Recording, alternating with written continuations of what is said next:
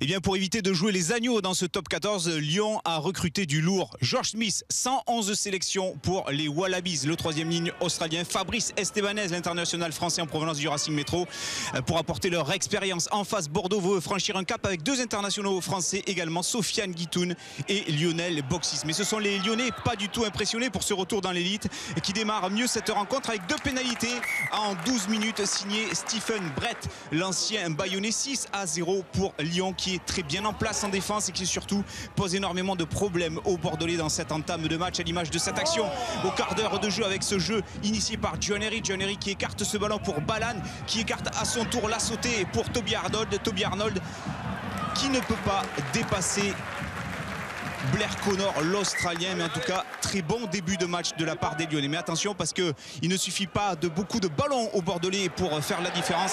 Ballon échappé en route par les Lyonnais, poursuivi au pied par Sofiane Guitoun qui dépose littéralement Stephen Brett. Mais au moment de recueillir ce ballon et d'aller inscrire son premier essai sous ses nouvelles couleurs, eh bien Sofiane Guitoun manque de précision. Il commet un en avant, lui qui n'a plus joué depuis le mois de janvier après une rupture du tendon d'Achille alors qu'il était à Perpignan.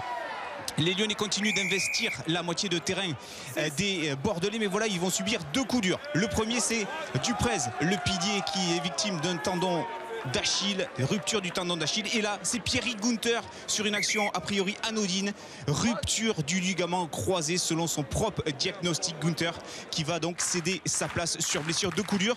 Et au Bordeaux qui revient petit à petit dans cette première période, 6 partout à la mi-temps grâce à deux pénalités. Signé Pierre Bernard sous l'œil de Sébastien Chaval, un tout jeune retraité qui a le sourire, l'ambassadeur du Loup qui était venu soutenir Lionel Nallet et ses anciens coéquipiers aujourd'hui au stade André Moga. Une deuxième mi-temps qui démarre sur un scénario complètement différent. On se recentre sur les bases côté bordelais avec notamment la mêlée qui insiste et qui prend l'ascendant. Raphaël Ibanez a le sourire, deux pénalités consécutives et Bordeaux qui se détache un petit peu. 12-6 en faveur de l'Union Bordeaux-Bègles. Et c'est pas fini, on trouve des espaces à l'image de Blair Connor, mais voilà, Bordeaux manque de précision dans le dernier geste sur cette passe de l'Australien pour Madol. C'est une action avortée, toujours 6 points d'avance pour Bordeaux. Lyon continue de subir inexorablement les assauts. Carton jaune pour Julien Puricelli pour faute répétée sur mêlée.